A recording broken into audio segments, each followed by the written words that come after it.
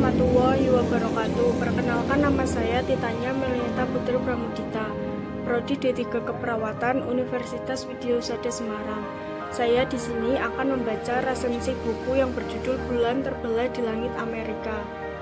Untuk memenuhi tugas mata kuliah Bahasa Indonesia dengan dosen pengampu Andi Maulana SPD MPD. Tujuan resensi buku: 1. Membantu pembaca dalam mengetahui gambaran dan penilaian secara umum dari suatu hasil karya secara ringkas. 2. Membantu untuk mengetahui kelebihan dan kelemahan pada karya. 3. Membantu untuk mengetahui latar belakang dan alasan pada sebuah karya yang dibuat. 4. Membantu untuk menguji kualitas sebuah karya dan membandingkannya dengan karya lain-lainnya. 5. Memberikan masukan kepada pembuat karya berupa kritik dan saran. 6. Mengajak pembaca dalam mendiskusikan sebuah karya. 7. Memberikan pemahaman serta informasi secara komprehensif kepada pembaca. 1. Identitas buku. Judul buku Bulan Terbelah di Langit Amerika, pengarang Hanum Salsabila Rais dan Rangga Almahendra, penerbit Gramedia Pustaka Utama, tahun terbit September 2014, edisi keempat, tebal buku 344 halaman. Biografi penulis Hanum Salsabila Rais. Hanum Salsabila Rais adalah putri kedua Amin Rais, lahir dan menempuh pendidikan dasar Muhammadiyah di Yogyakarta hingga mendapat gelar dokter gigi dari FKG UGM. Mengawali karir menjadi jurnalis dan presenter di Trans TV. Tinggal di Austria selama 3,5 tahun bersama sang suami. Mengenyam pengalaman sebagai jurnalis dan video broadcast film marker di Eksekutif Akademi Vienna dan sebagai koresponden untuk detik.com selama 3 tahun. Tahun 2013 dia terpilih menjadi duta perempuan mewakili Indonesia untuk Youth Global Forum di Suzuka, Jepang yang dibesut Honda Foundation. Buku Berjalan di Atas Cahaya mendapat apresiasi buku dan penulis non-fiksi terfavorit 2013 oleh Goodreads Indonesia. Film 99 Cahaya di Langit Eropa 1 dan 2 yang skenario filmnya ditulis olehnya dan suami mendapatkan apresiasi dari 1,8 juta penonton versi film Indonesia.id. Film ini juga diputar di ajang Cannes, Bethesda, Washington DC, dan Melbourne Film Festival. Buku-bukunya yang telah diterbitkan yaitu Menapak Jejak Amin Rais, Persembahan Seorang Putri untuk Ayah Tercinta 2010, 99 Cahaya di Langit Eropa 2011, Berjalan di Atas Cahaya 2013, dan Bulan Terbelah di Langit Amerika 2014. Sehari-hari menjabat sebagai direktis PT Arah Dunia Televisi atau ADI TV, TV Islami modern di Yogyakarta. Rangga Almahendra, suami Hanum Salsabila Rais, teman perjalanan sekaligus penulis kedua buku ini. Menamatkan pendidikan dasar hingga menengah di Yogyakarta, berkuliah di Institut Teknologi Bandung, kemudian S2 di Universitas Gadjah Mada, keduanya lulus umlaut. Memenangi beasiswa dari pemerintah Austria untuk studi S3 di WU Vienna. Rangga berkesempatan berpetualangan bersama sang istri menjajah Eropa. Rangga mempresentasikan salah satu paper doktoralnya dalam Strategic Management Conference di Washington DC dan Roma, yang kemudian menjadi inspirasi kisah ini. Pada 2010, ia menyelesaikan studinya dan meraih gelar doktor di bidang International Business dan Manajemen. Tercatat sebagai dosen Fakultas Ekonomika dan Bisnis Universitas Gadjah Mada dan Johannes Kepler University. Rangga sebelum bekerja di PT Astra Honda Motor dan ABN AMRO Jakarta, kini dia menjabat sebagai Direktur Utama ADI TV, Ketua Umum Ikatan Alumni Institut Teknologi Bandung atau IA ITB Yogyakarta, dan Manager of Office of International Affairs FEB UGM. 2. Isi atau sinopsis buku. Bandara Portland 11 September 2001 pukul 04:55. Subuh ini sama persis dengan subuh 318 tahun lalu di Eropa, saat orang-orang dari negeri klasik Anatolia berhimpun tenaga dan curah pikiran untuk satu tujuan: menghalau dan mengepung orang-orang demi menaklukkan Wina pada 11 September 1683. Lelaki berbulu tangan lebat itu resah. Dia bolak-balik melihat jam tangannya. Entah apa yang dia nantikan, laki-laki itu sejenak menghela napas panjang menikmati kegundahan hatinya. Lalu muncullah yang dia tunggu-tunggu dari kerumunan orang-orang. Seorang pria tambun membawa 2 helai tiket. Raut wajahnya juga menggambarkan rasa gugup. Dengan bertumbuk pandang begitu saja mereka lalu mengangguk mantap. Biarkan matahari sendiri saja yang berusaha itu. Dua pria dewasa itu tak boleh demikian sekarang. Mereka dilarang menunjukkan bahkan secemput kegugupan di depan pintu check-in bandara saat ini. Boleh jadi subuh pagi ini menjadi pengulangan sejarah kegagalan. Boleh jadi pagi ini telah diminta malaikat atas nama takdir menjadi saksi atas drama kepilauan yang akan terekam sepanjang masa. Sekitar 350 km jauhnya dari bandara Logan, Boston, seorang laki-laki berwajah Arab baru saja keluar dari toko perhiasan di Manhattan. Wajahnya berbinar petanda dia begitu bahagia. Dia menghirup udara dalam-dalam, melangkah tegap. Dia meninggalkan toko perhiasan lalu berlari kecil. Laki-laki itu telah menyiapkan rencana cantik untuk istrinya. Pagi itu dalam perjalanan menuju kantor, dia tak akan melewatkan satu acara paling bermakna dalam perjalanan cinta bersama istrinya. Hari itu adalah hari paling sakral dalam penyatuan cinta mereka. Hari itu persis 2 tahun mereka berjanji dalam ikatan pernikahan Islam. Namun hari jadi pasangan itu dikabulkan dengan kebahagiaan lain. Hari-hari pertama bekerja sang suami di rumah baru, sebuah perusahaan yang investasi bermuka yang bermarkas di lantai 70-an di salah satu menara World Trade Center, telah menerima sang suami bekerja sebagai junior analis. Laki-laki itu menatap gedung tinggi puncakan segala cakrawala lalu tersenyum sebentar. Dia berharap hari ini waktu akan berjalan lebih cepat dari biasanya. Perempuan berkerudung itu keluar dari toko kecil di seberang Fulton Street di daerah Brooklyn.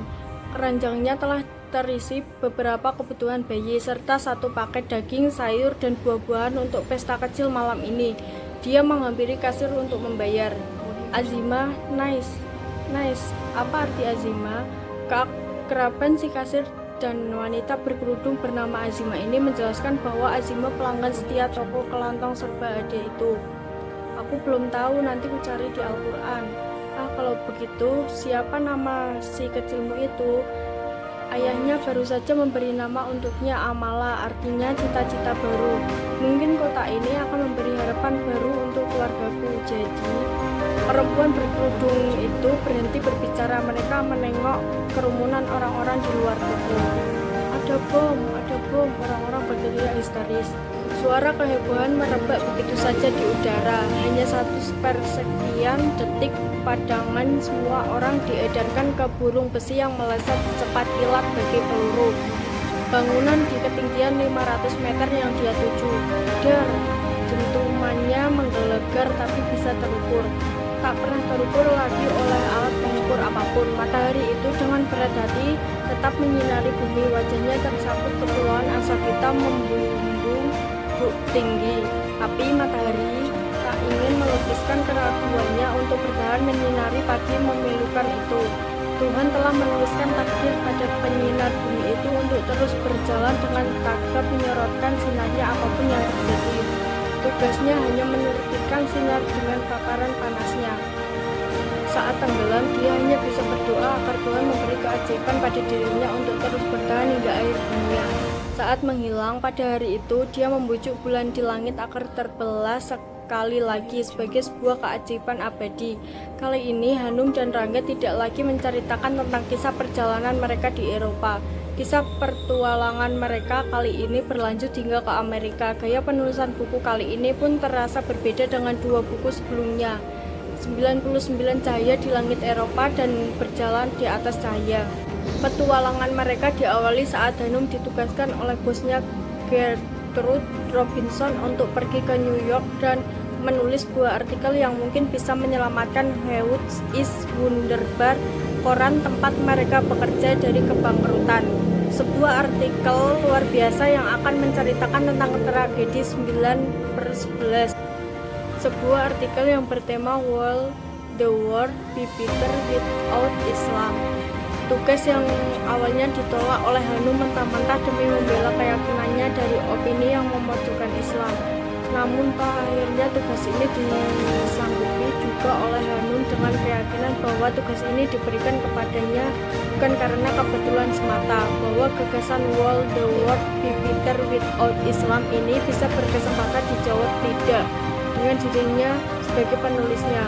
Bagaikan sebuah kebetulan, Rangga juga ditugaskan oleh Profesor Reinhold, atasan di universitas tempatnya bekerja, untuk mengikuti konferensi di Washington DC sekaligus melobi Philippus Brown yang akan hadir sebagai tamu kehormatan di acara tersebut. Terkadang kita memang tidak adil pada hidup kita sendiri, tak kala tiada pilihan kita menggerutu, padahal Tuhan tak memberi pilihan lain karena telah menunjukkan itulah satu-satunya pilihan terbaik bagi hidup kita. Tak disangka perjalanan Hanum untuk tugas liputan dari Gertrude ke Amerika mengantarkannya bertemu dengan seorang perempuan mualaf bernama Julia Collins atau yang bernama Muslim Azimah Hussein, seorang kurator yang tadinya bekerja di Museum American Natural History yang akhirnya memilih untuk pindah dan bekerja sebagai asisten kepala di Museum 9/11 dengan tujuan untuk mencari kenyataan tak tersingkap dari kematian suaminya yang tewas dalam tragedi 9/11. Takdir juga mempertemukannya dengan Michelle Jones yang hidupnya ikut runtuh bersama menara kembar World Trade Center yang telah merenggut nyawa istri tercintanya, Anna. Seorang Michelle Jones yang mati-matian menantang keras pembangunan sebuah masjid di kawasan Ground Zero, bekas tempat berdirinya menara kembar, sebagai bentuk kesetiaan terakhirnya kepada mendiang istrinya. Lalu akankah Hanum berhasil menjawab pertanyaan Will the World Be Better Without Islam dan menyatukan belahan bulan yang terpisah dengan bantuan Rangga? Bagaimana hingga akhirnya kesaksian dari Philippus Brown berhasil membuka kotak Pandora yang selama 8 tahun ini tertutup rapat, kesaksian yang dapat menjawab segala pertanyaan yang selama ini muncul dalam benak Azimah, dan rahasia yang akhirnya meluluhkan hati Michelle Jones dari kebenciannya terhadap Islam. 3 penutup. Kelebihan buku. 1. Novel yang satu ini bisa dikatakan novel religius kontemporer bertemakan sejarah Islam seperti novel bestseller Hanum Salsabila Rais dan Rangga Almahendra yang sebelumnya mengangkat tema sejenis, yaitu 99 Cahaya di Langit Eropa. 2. Secara umum, sang penulis ingin menceritakan bahwa dunia tidak akan lebih baik tanpa Islam. Penulis mencoba mengutarakan itu semua lewat novel ini, bahwa Islam itu memang diperlukan dan dunia tidak akan lebih baik tanpa Islam. Dunia tanpa Islam adalah dunia tanpa kedamaian. Islam tanpa amalan adalah kehampaan, amalan tanpa iman adalah kegelapan. 3. Cerita dibuka dengan kejadian pembajakan pesawat Colgan Air yang menabrak menara kembar WTC atau yang bisa dikenal dengan peristiwa 9/11. Kemudian alur cerita maju ke 8 tahun kemudian ketika Hanum akhirnya ditugaskan untuk menulis artikel dengan tema Will the World Be Better Without Islam, berkenaan dengan peringatan 1 Windu tragedi 9/11. Pada mulanya Hanum menolak untuk meliputi artikel tersebut, namun akhirnya setuju untuk membuktikan bahwa dunia tidak akan lebih baik tanpa Islam. Dan secara kebetulan di waktu yang bersamaan Rangga harus menghadiri konferensi bisnis di Amerika. Akhirnya dimulailah petualangan sang suami ini di negeri Paman Sam untuk menjawab itu semua. 4. Gaya penulisan buku kali ini sedikit berbeda dari buku sebelumnya, di mana penulisan menggunakan peralihan karakter yang saling mengisi satu sama lain dengan alur yang bergerak maju, sehingga buku ini terasa ringan untuk dibaca. 5. Selain itu, menepis pola pikir kita bahwa Muslim identik dengan seorang teroris, karena dalam novel ini memberikan perspektif bagaimana Muslim tidaklah pantas diidentikan dengan teroris. Karena itu adalah tragedi kemanusiaan ulah segelintir orang yang menggunakan nama Islam. 6. Novel novel ini adalah cerita fiksi, jadi ketika alurnya seakan terlihat terlalu dramatis dan too miraculous to be real, memang karena cerita ini bukan sepenuhnya kisah nyata. Justru disitulah apresiasi saya kepada penulis karena mampu merangkai kisah demi kisah yang bertebaran menjadi satu bingkai cerita yang syarat hikmah. 7 novel ini disertakan dengan peta daerah di Amerika Serikat yang dikunjungi pasangan suami istri. Dengan begitu para pembaca dibantu untuk lebih mengerti dan memahami lokasi setiap kejadian yang bertulang dalam novel ini. 8 terdiri atas subjudul sehingga setiap rangkaian kejadian cerita lebih spesifik. Kekurangan buku: 1. Setting waktu dari novel ini masih sama seperti buku 99 Cahaya di Langit Eropa. Ketika Hanum dan Rangga bermukim di Austria, saat itu Hanum yang akhirnya bekerja menjadi reporter di suatu harian di Wina bernama How is Wunderbar, Today is Wonderful mendapat tugas berat dengan topik Will the World Be Better Without Islam. Misi itu mengharuskannya pergi ke Amerika untuk menggali lebih lanjut keadaan di sana pasca tragedi di Witisi. Di saat yang sama, Rangga juga mendapat tugas untuk hadir dalam acara konferensi di negara adidaya untuk supervisornya, ditambah lagi sebuah tugas sampingan untuk mengejar Philipus Brown, milioner asli AS yang menyentrik, supaya bersedia menjadi visiting lecturer di kampusnya. 2. Beberapa aspek keterkaitan Islam dalam sejarah Amerika juga disinggung dalam buku ini, tentang para Moriscos dari Spanyol, Thomas Jefferson, sampai simbol-simbol Islam yang ternyata ada dalam beberapa institusi pemerintahan dalam pendidikan di Amerika. Mungkin bisa dibilang kurang karena terkesan sebagai cerita pelengkap dan hanya potong sepotong. Fokus utamanya memang lebih para cerita di balik tragedi kemanusiaan 9/11 itu. 3. Buku ini tidak terlalu api menceritakan bahwa ternyata simbol-simbol dan ruh Islam terpampang jelas di Supreme Court alias Mahkamah Agung Amerika, gerbang Harvard Law School, Declaration of Independence alias Proklamasi Kemerdekaan Amerika, Museum Thomas Jefferson, Abraham Lincoln yang ternyata keturunan Melanesian, dan adanya teori bahwa Christophorus Columbus maupun Amerigo Vespucci bukanlah orang pertama yang menemukan Amerika, melainkan pelaut Muslim. Mungkin karena hal-hal ini tidak mereka peroleh berdasarkan pengalaman nyata menyaksikannya seperti pada 99 Cahaya di Langit Eropa, melainkan dari informasi yang telah mereka riset. 4. Tidak serta-merta buku ini bisa diterima oleh pembaca yang memiliki keyakinan berbeda karena perspektif yang digunakan sangat Islami. Mengingat penulis Hanum Rangga juga merupakan seorang Muslim, namun bagi mereka yang mau berpikir terbuka, buku ini mampu menambah ruang kebijaksanaannya dalam memahami sesuatu. 5. Menggunakan bahasa asing. Sebagai pembaca lain mungkin tidak paham arti bahasa itu, sehingga mempersulit pembaca memakai bacaan tersebut. 6. Terdapat bahasa yang jarang didengar oleh sebagian pembaca, antara lain tenggat, demensi, ergonomis, melankolis, surreal, filantropi, dan sebagainya. Hal ini mengakibatkan kurang pemahaman pembaca terhadap bacaan tersebut. Penggunaan bahasa. Gaya bercerita buku ini berbeda sekali dengan buku-buku Hanum Salsabila Rais dan Rangga Almahendra sebelumnya. Tidak seperti 99 Cahaya di Langit Eropa dan Berjalan di Atas Cahaya yang non-fiksi. Buku ini tidak hanya mengisahkan pengalaman traveling dan pertemuan dengan tokoh-tokoh yang menginspirasi untuk menjadi agen muslim yang baik, tapi juga ditambah kisah-kisah yang diinspirasi dari media online New dan YouTube. Buku ini juga dibangun dari hasil sharing pengalaman dengan para mu'alaf dan sumber yang kredibel selama mereka menjadi wartawan Hanum dan mahasiswa Rangga di Wina. Tentu saja seperti 2 buku bergenre traveling yang mereka tulis sebelumnya, semua fakta sejarah, sains, bangunan bersejarah, dan peristiwa. Buku ini diadaptasi dari data sebenarnya. Hasilnya perpaduan yang bagus antara fiksi dan non-fiksinya. Untuk buku bergenre traveling,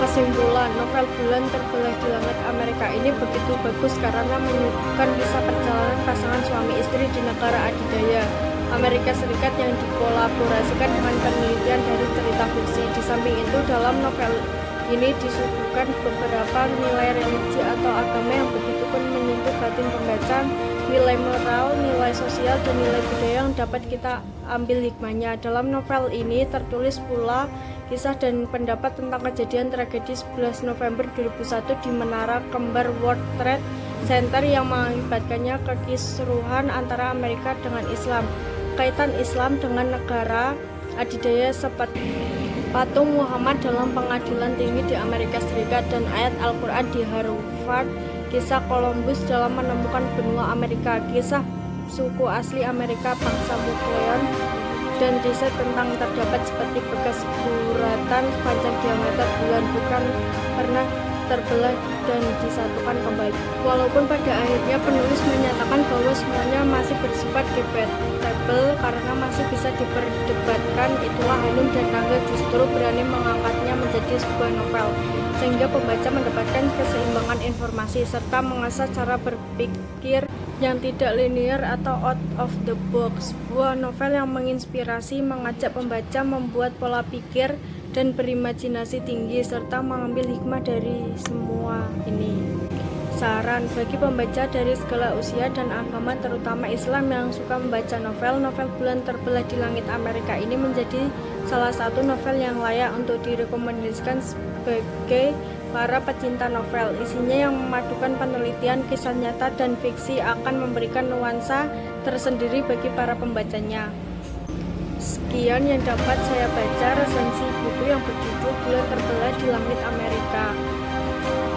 Terima kasih atas perhatiannya. Bila ada kesalahan dan salah ucap, mohon maaf sebesar-besarnya. Wassalamualaikum.